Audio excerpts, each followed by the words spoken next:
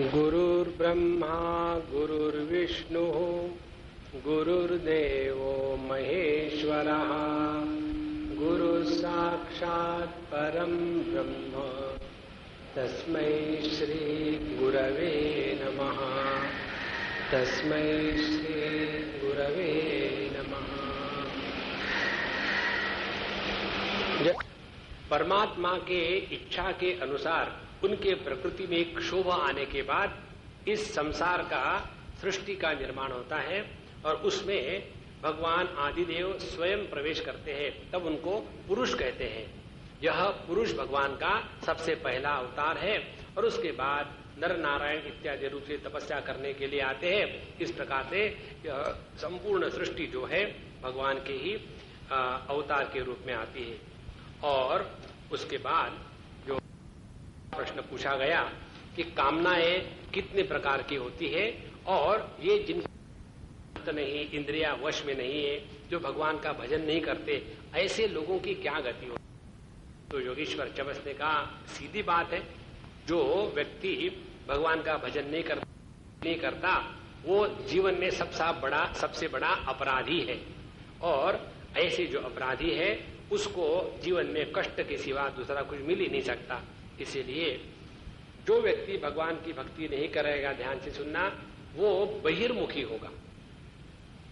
जब हम भगवान की भक्ति करते हैं, अपने जीवन को नियमों से चलाते हैं, तो अपने आप नियंत्रण आ जाता है।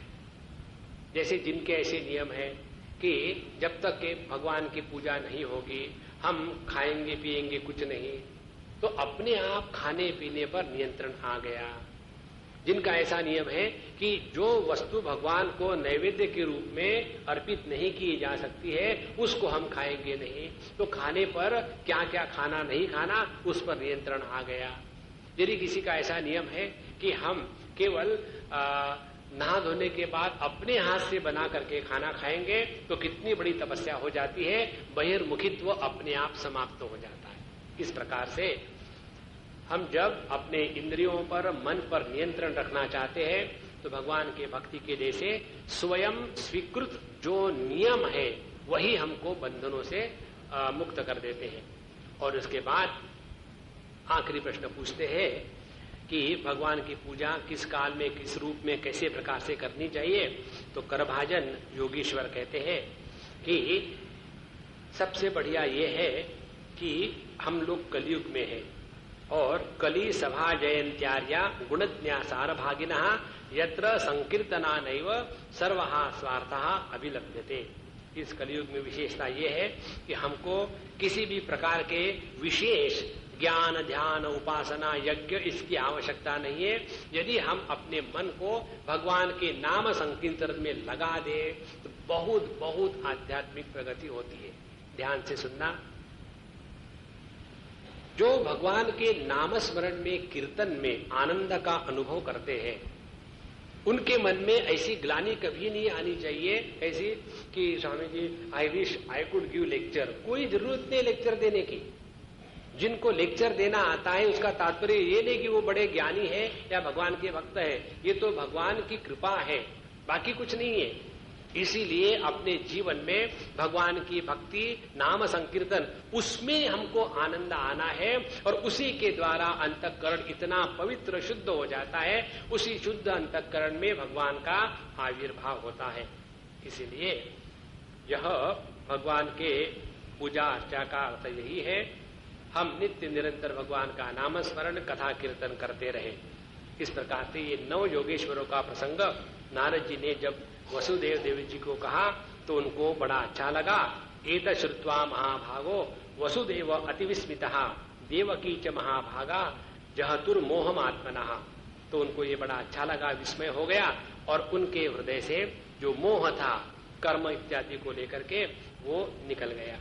उसके बाद भगवान कृष्ण के पास ब्रह्मा जी इत्यादि देवता आए और उन्होंने कहा कि भगवान आपकी तो लीला का कार्य पूरा हो गया, आपने तो जो कुछ करना था कर लिया, अब आपको यदि वैकुंठ में जाना है तो हमको कोई ऑब्जेक्शन नहीं। देखो भगवान से काम करवा करके अब यहाँ से जा सकते हैं।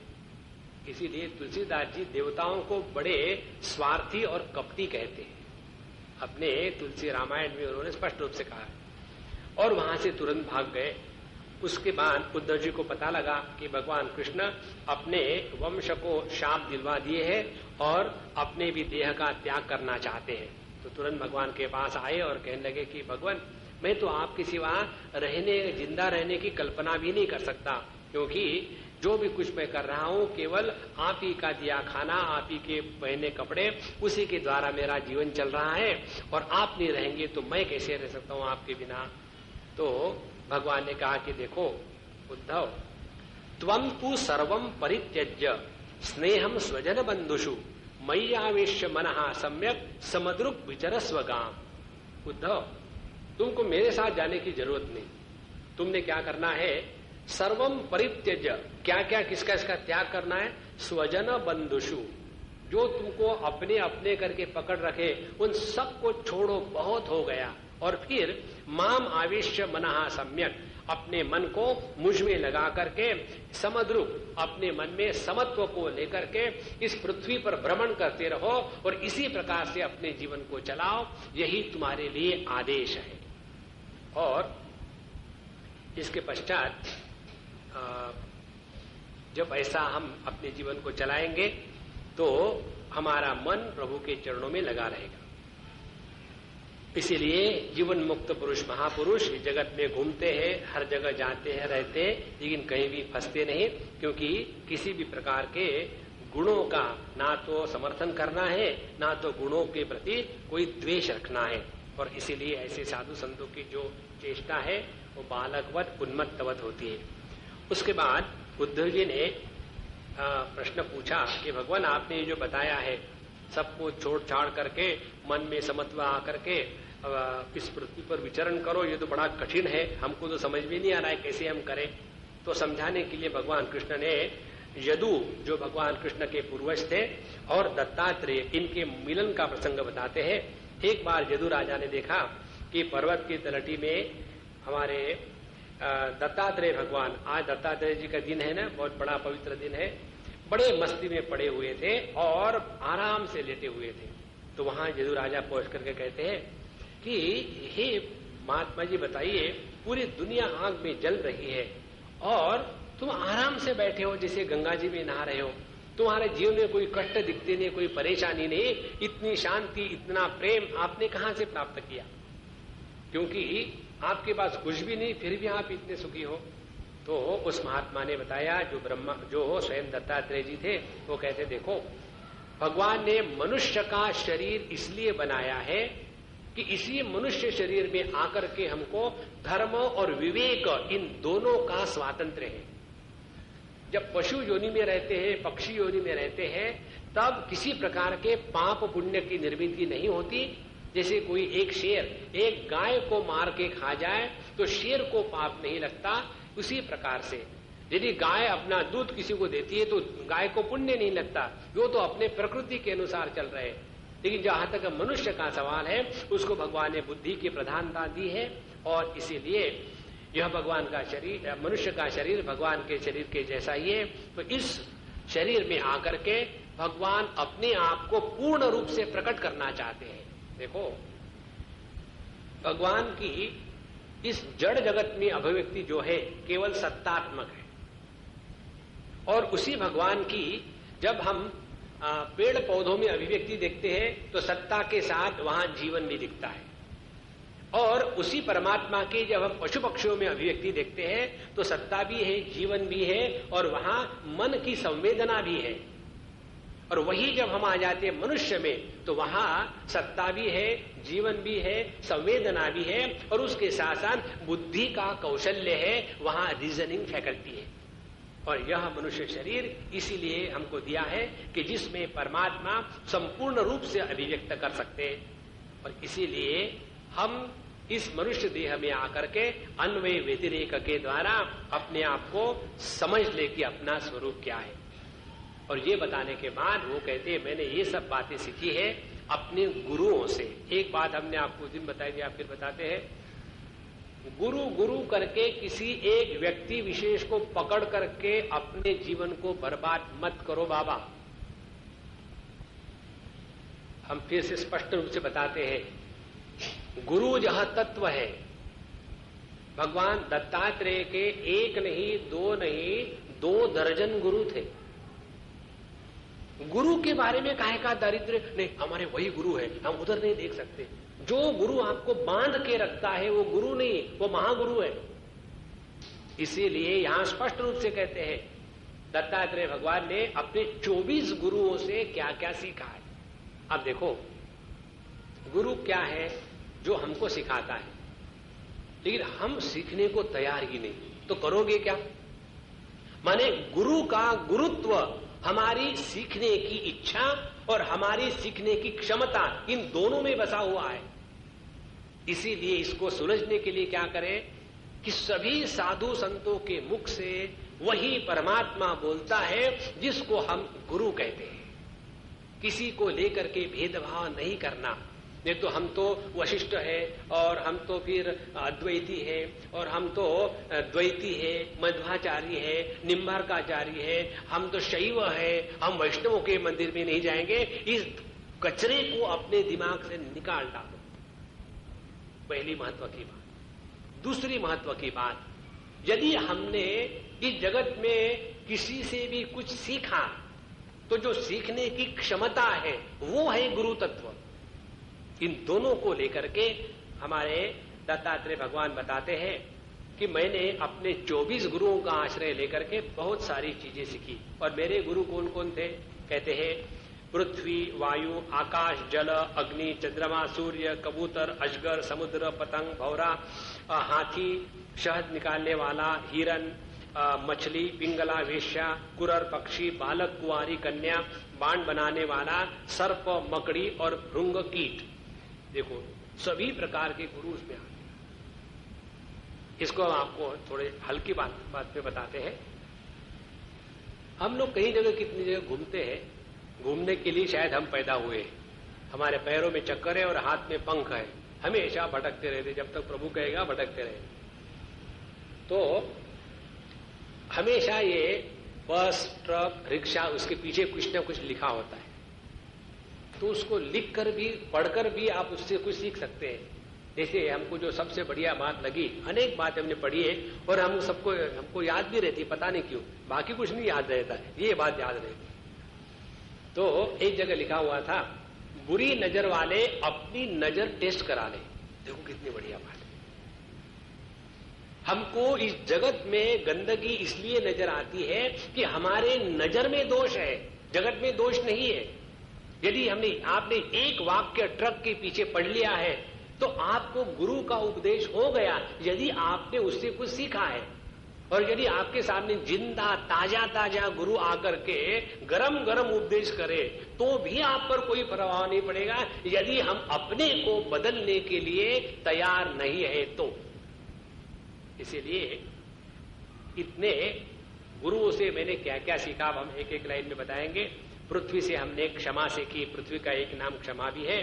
वायु से असंगता सीखी, आकाश से व्यापकता सीखी, जल से तृप्ति दान करना सीखा, अग्नि से सबको जला करके रखने का सीखा। और जो बढ़ाई वहां अपने बाण बना रहा था, उसके सामने से राजा की बड़ी पालकी गई, लेकिन वो इतना एकाग्र था कि उसको मालूम भी नहीं कि वहां से कोई गया है। तो उससे मैंने एकाग्रता सीखी। और एक कुंवारी कन्या धान कूट रही थी, तो उसने आवाज हो रही थी अपने कंगनों की, इसीलिए केवल एक एक कंगन रखे ताकि आवाज ना हो। उससे मैंने ये सीखा, एक से ज्यादा जहां होते हैं वहां गड़बड़ घोटाला हमेशा रहता है, इसीलिए मैं अकेला रहता हूं एक तत्व को लेकर के। और उसके बाद कबूतर से मैंने देखा कि वो कैसे आसक्त होकर के अपने बच्चों में मर गए, और हाथी किस प्रकार से स्पर्श के कारण मरता है, मछली कैसे खाने के मोह में मरती है, मधुमक्खियां कैसे इतना मधु इकट्ठा करती है और उसी के कारण उनका सब छीन करके उनको मारा जाता है। इस प्रकार से मैंने इन 24 गुरुओं से कुछ न कुछ सीखा। इसीलिए गुरु वो है जो हमारे हृदय की, अंतःकरण की क्षमता और उसके साथ साथ इच्छा, क्षमता और इच्छा, हमको जगत में नित्य निरंतर प्रत्येक क्षण कुछ न कुछ सीखना है। ध्यान से सुनो, जब हम सीखेंगे तब हम बूढ़े नहीं होंगे। बुढ़ापे का लक्षण क्या है? बुढ़ापे का लक्षण ये है, अब कुछ सीखना नहीं चाहते। अब क्या करेंगे, कंप्यूटर जान करके तुम ही कर दो ना, ये मैं मुझे क्या बोल दो कि मैं सब ठीक ठाक हूं। उसको सीखने में क्या कोई हमको कॉलेज में जाना पड़ता, वही बड़े टुक टुक करते रहो, कुछ ना कुछ हो ही जाएगा। लेकिन मन में इतना आलस्य, ये बुढ़ापे के लक्षण। इसीलिए जीवन के प्रत्येक अनुभव से जिसने सीखा है वो नित्य निरंतर गुरु के साथ सहवास कर रहा है। अन्यथा कितना भी गुरु आकर के आपको ठोक ठोक करके करे, कुछ नहीं होगा। इस प्रकार से ये बताने के पश्चात उद्धव जी ने भगवान से पूछा कि धर्म इत्यादि के बारे में बताइए। तो भगवान कहते हैं धर्म का पालन उद्देश्य पूर्वक होना चाहिए।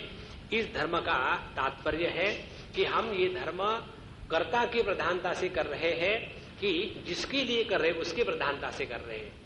जो धर्म भगवान की प्रधानता से होता है उसको भागवत धर्म करते हैं, और उसमें हम जो भी कुछ कर रहे हैं सभी का सभी भगवान को अर्पण कर दे। फिर इसमें किसी प्रकार के विधि निषेध इत्यादियों का महात्म्य नहीं रही है। उसके पश्चात आत्म तत्व का रहस्य समझाने के लिए भगवान कृष्ण ने बहुत ही सुंदर बात बताई। इतनी सुंदर बात है जिसको यदि सूक्ष्मता से सुन लो तो जिनको जिनको ध्यान करने में परेशानी होती है वो निकल जाएगी। 3 बातें होती है पूरे शास्त्र का निचोड़। पहली बात यह है अपने आप को स्थूल देह और सूक्ष्म देह इनसे भिन्न के रूप में स्वीकार करने की साधना, कि मैं स्थूल देह और सूक्ष्म देह नहीं हूं, ये पहली साधना। उसके बाद मैं यदि इन स्थूल देह सूक्ष्म देह का साक्षी हूं, असंग हूं, तो यह जो साक्षी असंग है ये अनेक नहीं है, ये एकमात्र है। और तीसरी बात, यह जो साक्षी असंग चैतन्य जो परमात्मा तत्व है इसके सिवा और दूसरा कुछ है ही नहीं। ये 3 स्टेजेस है। तो पहले अपने आप को देह से अलग कर लिया। दूसरा, यह जो चैतन्य है देह का प्रकाशित करने वाला, वो प्रति देह एक नहीं है, सब में मिलकर के एकमात्र है। और तीसरी बात, इस तत्व के सिवा दूसरा कुछ है ही नहीं। ये 3 स्टेजेस जब हो जाती है तब हमारा आत्मस्वरूप का ज्ञान प्राप्त हो गया, अज्ञान नष्ट हो गया, आवरण भंग हो गया। और इसीलिए भगवान कहते हैं बद्धो मुक्त इति व्याख्या गुणतः मेन वस्तुतः गुणस्य माया मूलत्वान न मे मोक्षो न बंधनम।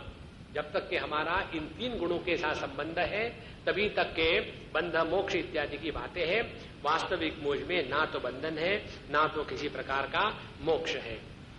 भगवान कहते हैं कि हे उद्धव, मुझे प्राप्त करने के लिए न रोधयति माम योगः न सांख्यम धर्म एव च न स्वाध्याय तपस्त्यागः नेष्ठापूर्तम न दक्षिणा यथावरुन्धते सत्संगः सर्वसंगापहो इमाम। हे उद्धव, मुझे योग सांख्य धर्म स्वाध्याय तप त्याग इष्टापूर्व दक्षिणा इसके द्वारा मैं किसी के पकड़ में नहीं आता हूं, जितना मैं सत्संग के माध्यम से आपके हृदय में प्रवेश कर सकता हूं। इसलिए हमको अपने जीवन में सबसे जो नंबर 1 की साधना है, नित्य निरंतर सत्संग होना चाहिए। सत्संग के द्वारा विचार सुलझ जाते हैं। सुलझ विचारों के साथ समझदारी के साथ जो जीवन जिया जाता है उसी को साधना कहते हैं। सावधानी के जीवन को साधनात्मक जीवन कहते हैं। जिस जीवन में सावधानी नहीं है, जिस जीवन में समझ नहीं है, वो जीवन थोड़ी है साधक का। इसके पश्चात एक प्रश्न आता है कि यह जो सनत कुमार इत्यादि, उनको तो गुरु इत्यादि की कोई आवश्यकता नहीं। एक बार वो अपने पिताजी गुरु महाराज ब्रह्मा जी के पास पहुंचे और उन्होंने कहा कि हे भगवान, हमारा चित्त विषय में जाता है और विषय चित्त में आते हैं, और इन दोनों को हमने अलग करने का बड़ा प्रयत्न किया लेकिन कभी सफलता नहीं हुई, तो इससे हम अपने आप को कैसे बचावे। उस समय ब्रह्मा जी बिजी थे अपने मैन्युफैक्चर के यूनिट में, दुनिया बनानी थी। तो उन्होंने मेरा स्मरण किया, और मेरा जब स्मरण किया तो मैं वहां हंस के रूप में अवतरित हो गया। तो जहां मैं हंस के रूप में अवतरित हो गया तो ब्रह्मा जी सनक आदि ये सभी के सभी पास मेरे पास आ गए और मुझे प्रश्न पूछा कि आप कौन है। तो जब मुझे प्रश्न पूछा आप कौन है, तो मैंने कहा कि आप मेरे बारे में जो प्रश्न पूछ रहे हैं, मेरे देह के बारे में प्रश्न पूछ रहे हो या मेरे आत्मा के बारे में प्रश्न पूछ रहे हो। जहां तक के देह की बात है, जिन पंच महाभूतों से तुम्हारा देह बना है उसी पंच महाभूतों से मेरा देह बना है। जहां तक कि आत्मा की बात है, आत्मा तो अलग होती ही नहीं, आत्मा तो एकमेवा द्वितीय है। इसीलिए तुमने जो मुझे प्रश्न पूछा कि तुम कौन हो, देह के दृष्टि से देखो या आत्मा के दृष्टि से देखो, ये प्रश्न निरर्थक है, क्योंकि तुम और मैं ऐसे कोई दो भिन्न बातें नहीं है। इसीलिए पंचात्मकेषु भूतेषु समानेषु च वस्तुतः को भवान इति वहां प्रश्न वाचारंभो ही अनर्थकः। ये तुमने अनर्थक माने बिना किसी समझ से प्रश्न पूछा है, क्योंकि सब कुछ मैं ही मात्र हूं, इसमें मेरा तेरा का कोई भेद ही नहीं। इसलिए जानना चाहते हो तो सुनो। मनसा वचसा दृष्टया गृह्यते अन्यैः अपि इंद्रियैः अहमेव मत्तः न अन्यत् बुद्ध्यस्वम अंशा। इसलिए तुमको जो भी अपने इंद्रियों के द्वारा, मन के द्वारा, बुद्धि के द्वारा जिसका भी ग्रहण होता है, वो सब का सब मैं मात्र हूं, इस प्रकार से केवल मेरा ही दर्शन करते रहो, यही जीवन की परिपूर्णता है। और जहां तक के अपने मन को विषयों से अलग करने का तुम प्रयत्न करोगे, जिंदगी में केवल कष्ट ही कष्ट होगे। ध्यान से सुनना, जो लोग अपने मन को नियंत्रण करने का प्रयत्न करते हैं, वो केवल टाइम बर्बाद कर रहे हैं। मन के नियंत्रण के चक्कर में पड़ने के स्थान पर अपने आप को, इस मन की वृत्तियां, मन के विषय, इनसे अलग करके रखो। गुणा गुणेषु वर्तन्ते इति मत्वा न सज्जते। भगवान कहते हैं भगवत गीता में कि जो तत्वविद पुरुष है, वो इस गुणों के, कर्म को और स्वभाव को जान करके जानते हैं। ये प्रकृति में विकृति आना स्वाभाविक है।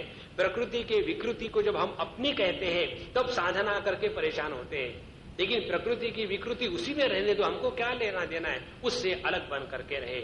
इस प्रकार से हम अपने ब्रह्म स्वरूप में बैठते रहने का अभ्यास करें, यही असली साधना है। अन्यथा वही सुबह से शाम तक, Swami ji now I am doing sadhana very well, now I can sit without much movement, I move only little bit, only one difficulty that now the mind is not getting control, बाकी सब ठीक हो गया। क्या काम ठीक हो गया?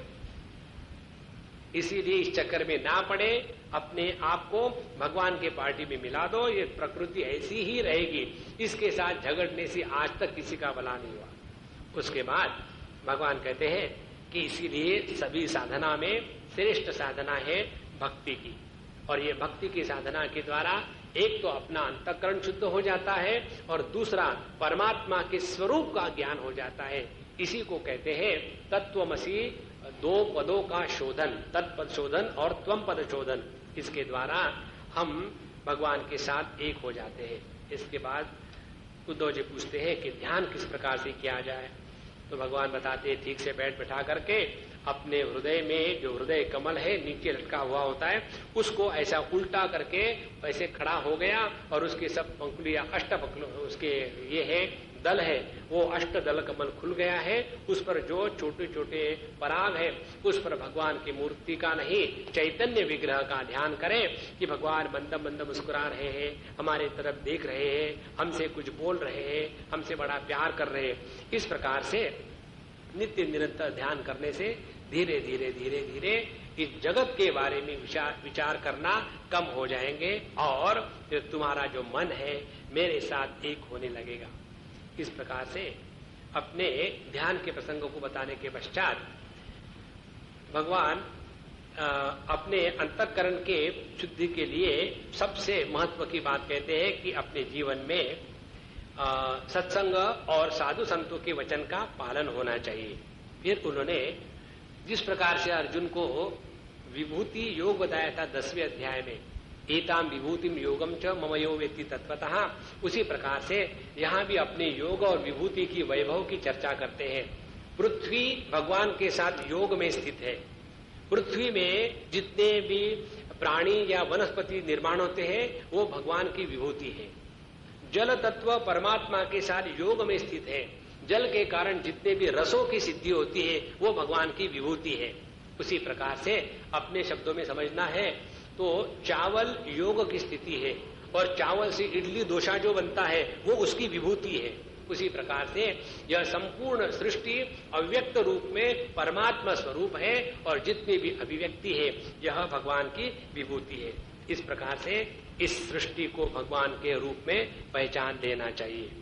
और उसके बाद वर्णाश्रम का प्रसंग आता है और इस वर्णाश्रम में बताते हैं कि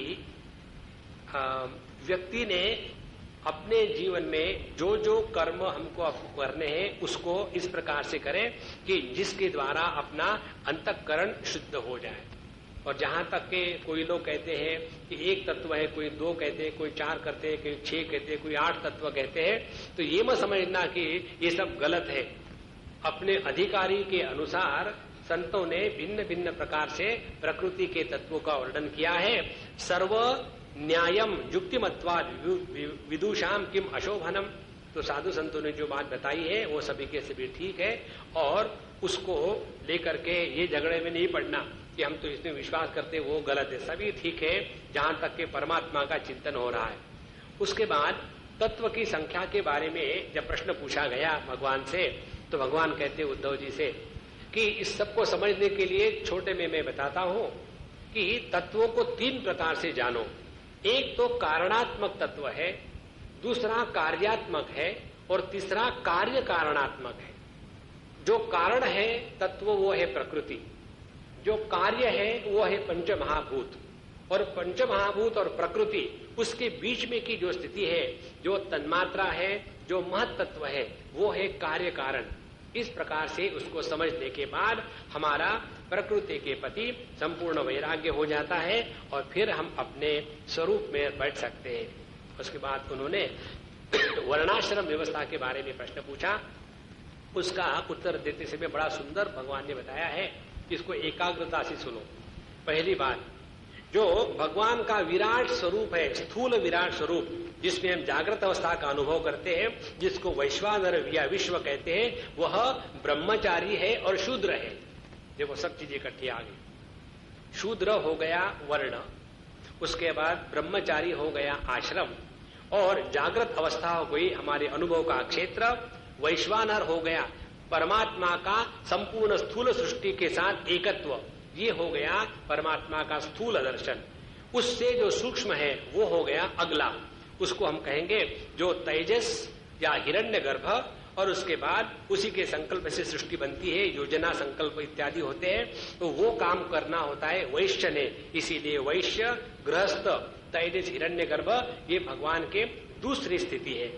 और उससे भी सूक्ष्म है क्षत्रिय जो वानप्रस्थ है, और जो जिसमें प्राज्ञ और सबको ईश्वर में एकत्र करने का है, और जो चतुर्थ है जो तुरीय तत्व है जिसमें ज्ञान की प्रधानता है, और ब्राह्मण सन्यासी है। इस प्रकार से एक ही परमात्मा तत्व में ये वर्णाश्रम के अनुसार व्यवस्था की गई है, और ये सभी के सभी उसी परमात्मा पर अध्यारोपित है। ये होने के बाद भगवान ने यह जो विश्व, वैश्वानर, हिरण्यगर्भ, तेजस, प्राज्ञ, ईश्वर, तुरीय, ब्रह्म तत्व की बातें बताई, ये ईश्वर के तत्व प्रधान, ज्ञान के प्रधान या शक्ति प्रधान, संकल्प प्रधान, क्रिया प्रधान के अनुसार बताई है।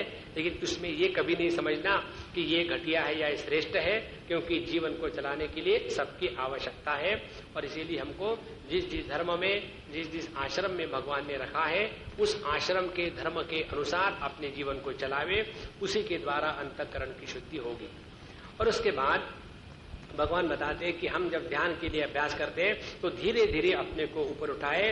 पहले स्थूल देह से वैश्वानर से त्याग कर दिया, फिर सूक्ष्म देह में आ गए, फिर तेजस और हिरण्यगर्भ का त्याग कर दिया, फिर कारण देह में आ गए, प्राज्ञ या ईश्वर का त्याग कर दिया, और जो तुरीय तत्व है उसमें आ गए।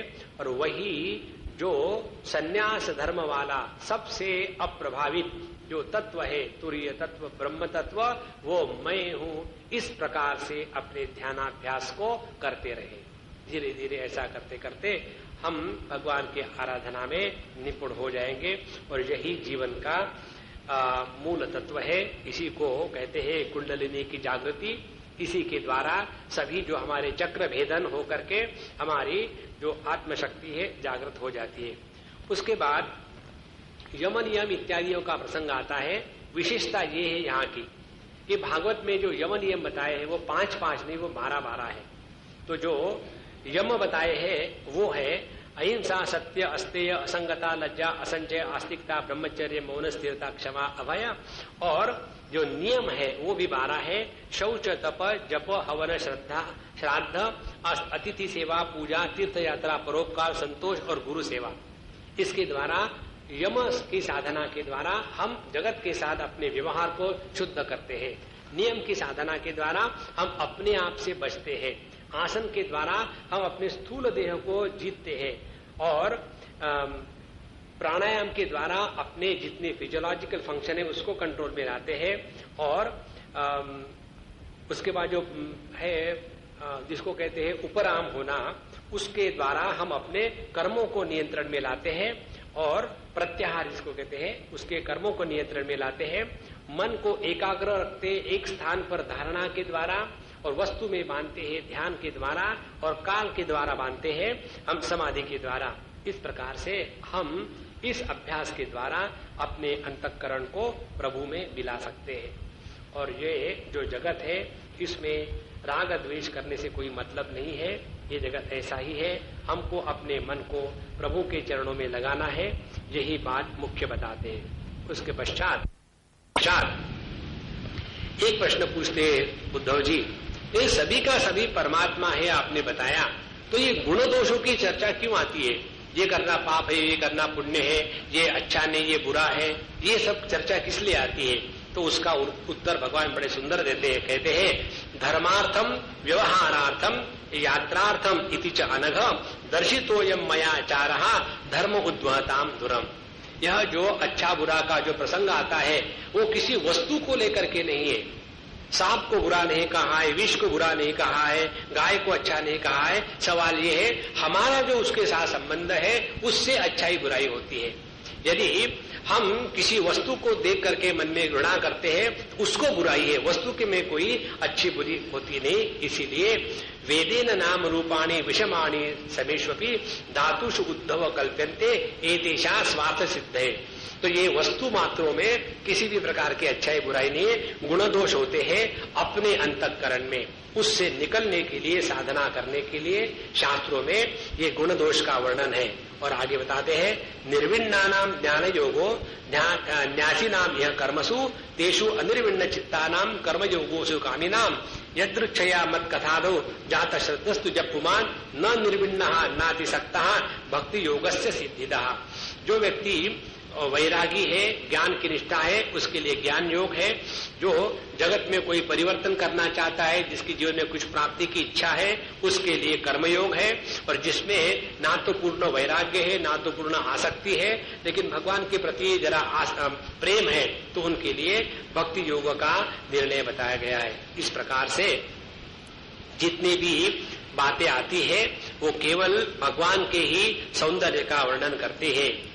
तो इस सब के द्वारा हम केवल भगवान को ही प्रसन्न करें, और यही महत्व की बात है। नहीं तो जैसे पूर्वा के आख्यान में हमने सुना था, वो किस प्रकार से उस उर्वशी के फंदे में फंस करके एकदम पागल के जैसे हो गए, और बाद में फिर उन्होंने अपने आप को बचाया। उसी प्रकार से यदि जगत के प्रति अच्छा बुरा की भावना नहीं होगी तो हम बुराई में फंस जाएंगे और उसी के द्वारा अपना सत्यानाश होगा। और इसीलिए शास्त्रों में जगत को लेकर के जो अच्छा बुरा कहते हैं वो जगत को लेकर के नहीं, अपनी क्षमता को लेकर के कहते हैं। इसीलिए ततः दुस्संगम उत्सृज्य सत्सु सज्जेत बुद्धिमान। इसीलिए अपने जीवन में हमेशा सत्संग में रहे, दुस्संगता त्याग करें, नहीं तो यही जो दुस्संग है ये हमको अपने ही नाश की तरफ ले जाता है। और उसके बाद ये धर्म के बारे में बताते हैं कि जैसे हम अपने जीवन में सभी कर्तव्य करें अपने लिए, उसी प्रकार से दूसरों के लिए भी जीवन जीना चाहिए। अतिथि को भोजन, ब्राह्मणों का सत्कार, जो पढ़ाई लिखाई का काम करते हैं उनको अनुदान, और पशु पक्षियों को घास इत्यादि देना, ये भी अपने धर्म की ही बातें हैं। और ऐसा करने से धीरे धीरे हमारे हृदय में सबके प्रति भगवत बुद्धि जागृत हो जाती है।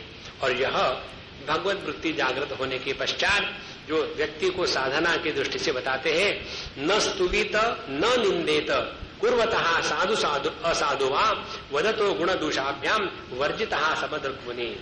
हम ना किसी को अच्छा कहे ना किसी को बुरा कहे, क्योंकि ये ऐसा ही जगत है। तो अपने मन को प्रभु में लगा करके विचरे जड़वन मुनि, जड़ जैसे बन करके इस जगत में घूमते रहे और जितना भगवान का सत्संग होता रहेगा महात्माओं के द्वारा उतना हम उसमें लगे रहे, ताकि हमारा मन जो है भगवान के प्रति समर्पित हो जाता है। उसके बाद ये जब इतनी बातें बताई कि स्तुति नहीं करो, निंदा नहीं करो, सबको एक रूप से देखो, तो ये तो मुझे बड़ा कठिन लगता है। उद्धव जी कहते हैं, बोले कठिन मिठिन कुछ नहीं है, सब में भगवान को देख करके करो तो ये सब सीधी बात हो जाती है। कुर्यात् सर्वाणि कर्माणि मदर्थम चनकै स्मरन् मय्यर्पित मन चित्तः मद्धर्म आत्मना उपरति। तो यदि हम अपने जीवन के सभी कर्म भगवान के लिए करना शुरू कर दें तो मन में समत्व अपने आप आ जाता है, और इसी समत्व को प्राप्त करने के लिए हमारे जीवन का यह प्रसंग चल रहा है।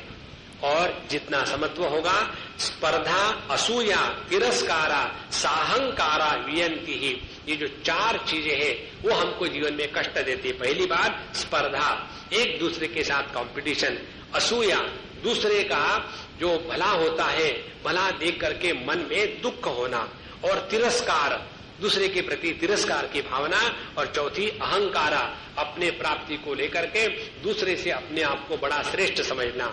यही जीवन के दुख है। ये सभी के सभी समाप्त हो जाते हैं जब सबके प्रति भगवत भाव जागृत हो जाए। यही बात भगवान कहते हैं भगवत गीता में, विद्या विनय संपन्ने ब्राह्मणे गविहस्तिनि शुनि चैव श्वपाके च पंडिताः समदर्शिनः। और आखिर में भगवान कहते हैं कि असल में देखा जाए ये संपूर्ण जो जगत है ये अपने मन का ही विलास है, और ये उसी परमात्मा का ही उल्लास है। इसीलिए इससे अपने मन को हटा करके भगवान में लगाओ और उसी में लगे रहे। इतना होने के बाद फिर हम कथा में आते हैं। भगवान का उपदेश और थोड़े समय चलता है, और भगवान कहते हैं जहां जहां हमारा भगवान से, ईश्वर से मतभेद होता है वहां दुख है। इसीलिए भगवान की हाँ में हाँ मिलाओ, जैसा हो रहा है दूर से देखो, तब मन में शांति रहेगी।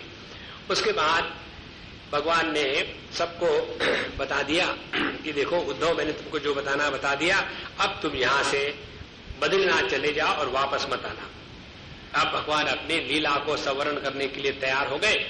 द्वारका में अनेक प्रकार के उपद्व्याप हो रहे थे, तो द्वारका वासियों ने कहा कि द्वारका अभी पवित्र स्थान नहीं रहा, हम लोग जाएंगे प्रभास में, और प्रभास में जाकर के, क्योंकि प्रभास में चंद्रमा को मुक्ति मिली थी दक्ष के शाप से, इसीलिए प्रभात पवित्र क्षेत्र है। देखो जहां भगवान रहते हैं वो पवित्र क्षेत्र नहीं है, और प्रभास को पवित्र क्षेत्र बना दिया, और वहां चले गए। और इस प्रकार से धीरे धीरे सभी यदुवंशियों की भगवान के प्रति जो श्रद्धा थी वो थोड़ी थोड़ी कम होने लगी। और भगवान ने कहा ठीक है वहां चलते हैं। वहां जाने के बाद सभी ने वहां अपना स्नान, संध्या, तर्पण इत्यादि किया। खाने का जब समय आया तो उल्टा सीधा खाया, वारुणी पी, और एक दूसरे से झगड़ा करने लग गए, और उनकी बुद्धि भ्रष्ट हो गई। यहाँ तक के कि जब भगवान ने सबको कहा कि झगड़ा मत करो, ये तुम्हारा व्यवहार ठीक नहीं है, तो सभी के सभी भगवान पर टूट पड़े। देखना, भगवान के बच्चों ने भगवान पर प्रहार करने के लिए आगे पीछे देखा नहीं। अब देखो हम लोगों के दुख ज्यादा है कि भगवान के दुख ज्यादा है। तो भगवान ने वही उस समय उस समुद्र में जो घास थी उसको खींच करके उसी के द्वारा अपने बच्चों को स्वयं अपने हाथों से मारा। महाभारत में एक प्रसंग आता है कि जब गांधारी ने देखा कि उसके सभी पुत्र मर गए तो उन्होंने भगवान कृष्ण को शाप दिया, जैसे तुमने मेरे बच्चों को मेरे सामने मार करके मुझे दुखी बनाया है, वैसे तुम भी दुखी होगे, तुम्हारे सामने तुम्हारे पूरे वंश की हानि होगी, तब देखना दुख क्या होता है। और भगवान ने उस शाप को स्वीकार किया, और उस शाप को समर्थ करने के लिए, सच बनाने के लिए भगवान ने ये सब अपने पर ले लिया। इसी को कहते हैं भगवान। तो एक दूसरे पर जब इस प्रकार से होगा, भगवान ने भी उस एर का घास को उठा करके मारा पीटी हो गई, और सभी के सभी जितने सगे संबंधी बच्चे थे सबको भगवान ने हरिओम कर दिया। उसके बाद हमारे बलराम जी महाराज ने वही प्रभास क्षेत्र में समाधि लगा करके अपने देह का त्याग कर दिया। वहां अभी भी एक स्थान है जिसको कहते शेष गुफा, कहीं भी आप प्रभास चले जाओ तो वहां दर्शन होगा। वहां से हमारे बलराम जी महाराज चले गए और उनके साथ बाद उनकी पत्नियों ने भी वही अपने योगाग्नि से देह त्याग दिया और वही नजदीक में पीपल का पेड़ था। भगवान कृष्ण बैठे साईं बाबा की पोज में और वहां उनके पैर को एक वो जरा व्याध था, उसने बाण मारा और वही भगवान का देह शांत हो गया।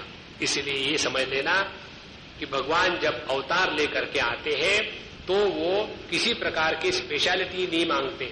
इसमें प्रश्न उठाते हैं कि भगवान ने तो सबको बचाया, फिर वो अपने देह को क्यों नहीं बचा सके? उन्होंने गुरुपुत्र को यमलोक से ले आया, अपने माँ के 6 पुत्रों को सूतल लोक से ले आए, तो क्या अपने देह को नहीं बचा सकते थे? तो इसीलिए कि भगवान के जो भक्त है, जो महात्मा लोग हैं, उनके दिमाग में ये गलत बात न बैठे कि देह को लेकर के अमर होना है, नहीं तो सब के सब हिरण्यकश्यपु हो जाएंगे। और इसीलिए भगवान ने अपने देह का, अपने विग्रह का त्याग किया। भगवान के 3 विग्रह, आदि भौतिक जो ऐतिहासिक विग्रह था, आध्यात्मिक जो हम सब के हृदय में है, और जो आदि दैविक जिसके द्वारा उन्होंने अपने भक्तों की रक्षा करी है और अभी भी करते हैं। तो ऐसे भगवान के लीला का प्रसंग समाप्त हो गया और इसी के साथ साथ 11वां स्कंद समाप्त होता है और 12वें स्कंद के अंत में आता है कि इस सुखदेव जी ने जो प्रश्न का उत्तर दिया था परीक्षित जी को कि ये जो कलयुग जो है, हाँ इसमें दोष तो बहुत है, लेकिन इसमें एक बड़ा अच्छा गुण है। कलेर दोष निधे राजन अस्ति एको महान गुणः कीर्तनाद एव कृष्णस्य मुक्त संगः परम व्रजेत कृते यध्यायतो विष्णुम त्रेतायाम यजतो मखैहि द्वापरे परिचर्यायाम कलौ तत् हरि कीर्तनात्। जो बात सत्ययुग में और त्रेता युग में और द्वापर युग में ध्यान, यज्ञ और पूजा के द्वारा होती है, वही बात कलयुग में भगवान के केवल कीर्तन मात्र से होती है। तो कलयुग में कितने भी दुर्गुण रहे, लेकिन ये सबसे बड़ा सद्गुण है कलयुग में कि हमको किसी भी प्रकार की विशेष प्रकार की साधना की आवश्यकता नहीं, अपने हृदय में भगवान का नाम अखंड चलता रहे। हमने उस दिन आपको बताया था, प्रत्येक सांस के साथ भगवान का नाम बिना प्रयत्न से आना चाहिए। ये अपने जीवन का लक्ष्य है। जहां भी आप बैठे हो, सांस जब तक चलती है तो उस सांस के साथ जो भी आप भगवान का नाम लेते हैं, कृष्ण का लेते हैं तो कृष्ण कृष्ण कृष्ण कृष्ण, राम का लेते हैं तो श्री राम श्री राम, यदि कोई मंत्र का लेते हैं हरि ओम हरि ओम, अखंड चलता रहे। उसी एक तान में लग जाओ। एक अम्मा थी जिनको कैंसर हुआ था, हमारे गुरुदेव की बहुत बड़ी भक्त थी और उनको इतने कष्ट होते थे, पूरे देह में कैंसर फैल गया था। तो हम उनको मिलने गए तो उन्होंने कहा कि स्वामी जी आप मुझे बताओ मैं क्या करूं। हमने कहा मैं बताता हूं। वो करो तो होए ना मजा, बोले बता हम करेंगे। हमने उनको यही बताया, अपने सांसों के साथ हरिओम करना शुरू कर दो, सामने गुरुदेव का फोटो रखो। और उस अम्मा ने वो शुरू कर दिया। केवल 1 हफ्ते के अंदर इतनी वो शांत हो गई और मृत्यु के समय उनके चेहरे पर तेज था और आखिरी शब्द उनके मुख से जो निकला वो यही था हरि ओम, और उसी में वो शांत हो गई। इसीलिए अपने जीवन में इस कलयुग में भगवान के नाम से बढ़कर के और कोई बात नहीं। इस प्रकार से फिर उन्होंने भिन्न प्रकार के जो साधना है उसमें आखिरी में बताया कि देखो व्यक्ति को इस प्रकार से अपने ध्यान करना चाहिए। अहम ब्रह्म परम धाम ब्रह्माहम परमम पदम, इसकी समीक्षा करनी है। अपने आप को हमेशा मैं पापी हूँ, मैं बुरा हूँ, मैंने बड़े पाप किए थे, मैंने उसकी जेब काटी थी, उसके गला काटा था, इसके बारे में मत सोचो। हमेशा अपने आप को पर ब्रह्म के साथ रखो कि अहम ब्रह्मास्मि। अब ध्यान से सुनना और अपने हृदय को देखना। हम पहले जप करते हैं एक एक, फिर देखो आपका ध्यान कहाँ जाता है। पहले हम जप करते हैं ओम नमः शिवाय, ओम नमः शिवाय, देखो आपका मन कहाँ गया। फिर हम जप करते हैं श्री कृष्ण शरणम मम, श्री कृष्ण शरणम मम, फिर देखो आपका मन कहाँ गया। और अब हम जप करते हैं अहम ब्रह्मास्मि, अहम ब्रह्मास्मि। अब देखो आपका मन कहां गया। तो ध्यान होना है अपने इस अहम तत्व के तरफ। ये अहम क्या है? ये कोई पापी पुण्यात्मा नहीं है, यह स्त्री पुरुष नहीं है, यह आने जाने वाला नहीं है, यह नित्य उपलब्ध शुद्ध बुद्ध मुक्त स्वरूप परब्रह्म परमात्मा है और वही अपनी असलियत है। इसका नित्य निरंतर अभ्यास करके ही हम अपनी जीवन को परिपूर्ण कर सकते हैं। और उसके बाद परीक्षित जी ने इस प्रकार से सब सुनने के बाद उनको भगवान पूछा, सुखदेव जी ने पूछा कि देखो सुखदेव जी, तुमने सब सुना, ध्यान लगा करके सुना कि नहीं, अज्ञान नष्ट हो गया? तो परीक्षित जी जैसे अर्जुन कहते हैं भगवद गीता में, उसी प्रकार से कहते हैं अज्ञानम च निरस्तम में ज्ञान विज्ञान निष्ठया भवता दर्शिताम क्षेमम परम भगवतः पदम। हे भगवान, आपने बताए गए ज्ञान विज्ञान की निष्ठा के द्वारा मुझे मेरा क्षेम प्राप्त हो गया और अब मैं भगवान के परम पद को प्राप्त हो गया हूं। और उसके बाद वो अपने वहां से सुखदेव जी महाराज चले जाते हैं उनकी पूजा अर्चा होने के बाद, और परीक्षित जी महाराज वहीं बैठ करके इसी चिंतन का लगे रहते हैं, अहम ब्रह्मास्मि, अहम ब्रह्मास्मि। और बाकी सभी के सभी विचारों का त्याग हो गया। और उसी समय जो तक्षक है, तक्षक को अनेक प्रकार से बताते हैं शास्त्र। तक्षक कहते हैं जिससे हम लकड़ी को छीलते हैं, उसको कहते हैं तक्षक। उसको भी कहते हैं, सांप को भी कहते हैं। जो हमको छील छील के परिच्छिन्न में बना दिया था जीव के रूप में, वो आकर के उस जीव भाव को नष्ट कर दिया और पहले ही इनका जो देह था ज्ञानाग्नि से जल चुका था। और ऐसे परीक्षित राजा उस तक्षक के डसने के पहले ही मुक्त हो गए। उसके बाद संवाद आता है शुक शौनक जी का, क्योंकि वहीं से प्रारंभ हुआ था। और वो मार्कंडेय ऋषि की कहानी बताते हैं कि मार्कंडेय ऋषि को कुछ नहीं चाहिए था। जब भगवान प्रसन्न हो गए तो बोले मुझे तो कुछ नहीं चाहिए, लेकिन मुझे आपकी माया देखने की इच्छा है। तो उनको चारों तरफ जल ही जल देखा और वो उस जल में अनेक प्राणियों के पेटों में गए, बाहर आए, खूब घूमते रहे। फिर एक बार उनको एक छोटे पहाड़ी पर एक छोटा सा वृक्ष दिखा, पीपल का वृक्ष, और उसमें एक पत्ते पर भगवान करारविंदेन पदारविंदम मुखारविंदे विनिवेशयंतम वटस्य पत्रस्य पुटे शयानम, इस रूप में भगवान दिखे। उन्होंने जब उनको जाकर के देखा तो भगवान के सांस के द्वारा वो भगवान के अंदर चले गए और वहां वो अनेक दिव्य वर्षों तक घूम घाम करके फिर जब बाहर आए तब उनको पता चला कि ये भगवान की ही माया है। उसके बाद फिर वो अपने ध्यान में जब बैठे रहे तो वहां उनको गौरी शंकर जी के दर्शन हुए। उन्होंने कहा कि मैं तुमसे बड़ा प्रसन्न हूँ, तुमने बड़ी तपस्या करी है, बताओ मैं तुमको क्या दूं। बोले एक बार मैंने मांगा था, परेशान हो गया, अब मुझे कुछ नहीं चाहिए, देना ही है तो यही बताइए कि भगवान में भक्ति बनी रहे और महात्माओं के साथ सत्संग हमेशा बनता रहे। इस प्रकार से सर्व वेदांत सारम यद ब्रह्मात्मैकत्व लक्षणम वस्तु द्वितीयम तन्निष्ठम कैवल्यक प्रयोजनम। वेदांत सर्व वेदांत सारम ही श्रीमद्भागवतम ईष्यते तद्रस अमृत तृप्तस्य नान्यत्र स्यात् रति क्वचित। आखिरी में कहते हैं सूत जी कि सभी वेदांतों का जो सार है वही सार जिसका लक्षण है ब्रह्मात्म के बोध, एक परमात्मा की प्राप्ति आत्मस्वरूप से, और वही कैवल्य की प्राप्ति के लिए इसका प्रयोजन है।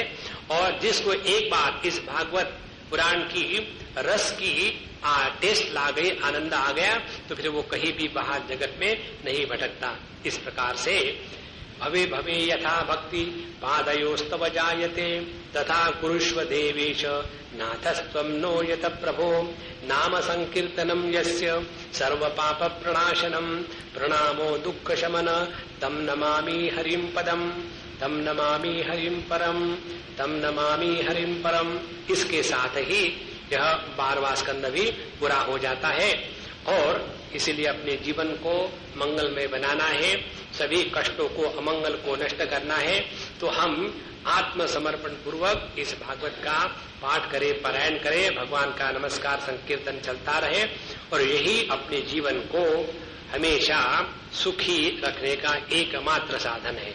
इस प्रकार से इस भागवत महापुराण का आयोजन हमारे भाई मामा और अम्मा ने दोनों ने मिलकर के किया और उन्होंने हमको बताया आकर के यहाँ बोले, तो उनकी आज्ञा और भगवान की इच्छा इसके सहारे हम यहाँ आए और आप सबके सामने जो उन्होंने बताया वही बताया।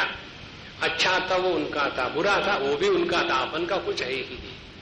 इस प्रकार से हे भगवान आपकी वस्तु आपको ही समर्पित। श्री कृष्णा नारायणा गोविंदा। 2 मिनट शांत बैठ लो। मां हमारे हृदय में नहीं, हमारा स्वरूप है।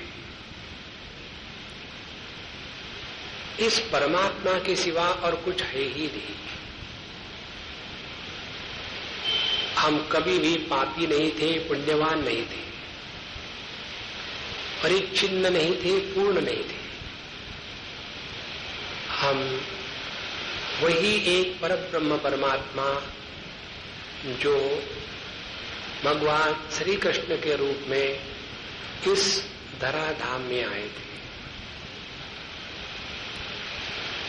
सगुण साकार के रूप में भगवान कृष्ण के प्रति जो समर्पण है वही निर्गुण निराकार के रूप में ब्रह्मात्मैक्य बोध है। एताम विभूतिम योगम च मम यो वेत्ति तत्वतः। जो इस विभूति और योग को तत्व से जानता है वो फिर कभी अपने जीवन में किसी संदेह में नष्ट नहीं होता।